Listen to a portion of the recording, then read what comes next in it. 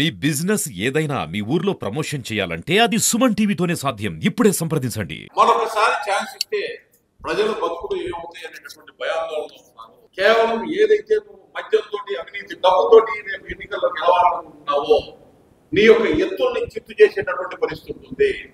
ఇప్పటికే అవినీతి అధికారులు నీతో ఎవరెవరైతే చేతులు కలిపి ఎన్నికల్ని ప్రభావితం చేస్తున్నారో అటువంటి వారిని ఒక్కరిని ఇప్పటికే ఎన్నికల కమిషన్ దృష్టికి భారతీయ జనతా పార్టీ తీసుకురావడం, మా మిత్రపక్షాలైనటువంటి జనసేన అలాగే తెలుగుదేశం పార్టీ వారు కూడా వారి దృష్టికి తీసుకురావడంతో మీరు చూస్తానే ఉన్నారు. ఒక్కొక్క అధికారి ఎవరైతే ఈ విధంగా జగన్మోహన్ రెడ్డి దగ్గర IAS అని చెప్పి చేతులు కట్టుకొని ఇష్టం వచ్చినట్టు వ్యవహరిస్తున్నటువంటి వారిని ఒక్కొక్కరిని బయటకు పంపించేటటువంటి కార్యాచరణ జరుగుతూ ఉంది. ఎన్నికల కమిషన్ ఇప్పటికే అప్పీల్ చేశాం. బీజేపీకి సంబంధించి CS కి సంబంధించినటువంటి ఏ విధంగా ఎన్నికలను వాళ్ళు ప్రభావితం చేస్తున్నారనేటువంటి దాన్ని కూడా మేము వారి దృష్టికి తేవడం జరిగింది.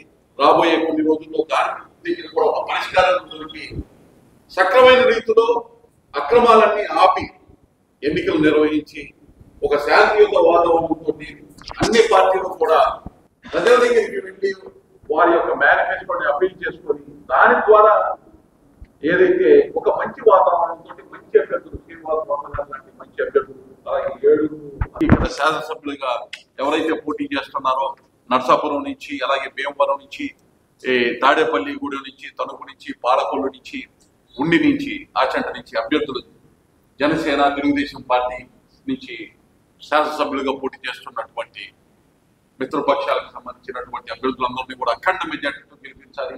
అదేవిధంగా మా party Bharatiya Janata party Telugu Desam party Janasena 2 పార్టీలు ఉమ్మడిగా బలపరిచినటువంటి భూపతిరాజు శ్రీనివాస్ వర్మ గారిని కూడా అఖండ మెజార్టీతో అత్యధిక మెజార్టీతో గెలిపించాల్సినటువంటి అవసరం ఉందని చెప్పి అందరికి కూడా విజ్ఞప్తి చేస్తూ ఈ నెల 23వ తారీఖు మరోసారి చెప్తున్నాను, ఏప్రిల్ 23వ తారీఖు ఈ నెల 23వ తారీఖున భూపతిరాజు శ్రీనివాస్ వర్మ గారు జనసేన తెలుగుదేశం పార్టీ బలపరిచినటువంటి భారతీయ జనతా పార్టీ ఉమ్మడి అభ్యర్థిగా NDA అభ్యర్థిగా నామినేషన్ వేస్తున్నారు.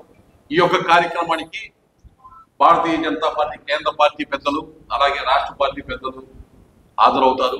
అలాగే తెలుగుదేశం పార్టీ జనసేనకి సంబంధించినటువంటి ముఖ్య నాయకులు కూడా హాజరవుతారు.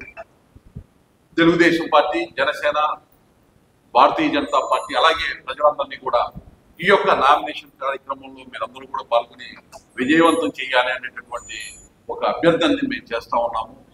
ఒక రాక్షస పాలనకి చరమగీతం పాడేటటువంటి అంశానికి నాందిగా ఆ నామినేషన్ కార్యక్రమం ఉండాలి. యావత్ ఆంధ్రప్రదేశ్ కూడా ఈ నరసాపురం దగ్గర నుంచి ఒక పిలుపునిచ్చేటటువంటి విధంగా ఇక్కడి నుంచే జగన్మోహన్ రెడ్డి గారి ఓటమి ఒక సునామీ లాగా అలాగే ఒక భూకంప ప్రళయం లాగా దానిలో ఏ విధంగా అయితే మటుమాయం ఇవ్వాల్సినటువంటి పరిస్థితుల్లో జగన్మోహన్ రెడ్డి గారి యొక్క పాలన అవ్వాలనేటటువంటి ప్రజలకి భవిష్యత్తుని ఆకాంక్షించేటటువంటి విధంగా ఒక సుపరిపాలన అందించేటటువంటి భారతీయ జనతా పార్టీ జనసేన తెలుగుదేశం పార్టీ 3 పార్టీలు త్రిమూర్తుల్లాగా అభివృద్ధిలో భవిష్యత్తులో రాష్ట్రాన్ని అభివృద్ధి అనే దాన్ని మర్చిపోయాం గడిచిన ఈ సంవత్సరంలో ఆ అభివృద్ధిని వికసిత ఆంధ్రలో భాగంగా చూపించాలనేటటువంటి దానికి ప్రజల ఆశీస్సులు ఇవ్వాలని అందరినీ కోరుతూ ఈ మీడియా సమావేశానికి ఇచ్చేసినటువంటి పాత్రికేయ మిత్రులు, ప్రింట్ అండ్ ఎలక్ట్రానిక్ మీడియా వారికి అందరికీ కూడా ధన్యవాదాలు తెలియజేస్తున్నాను.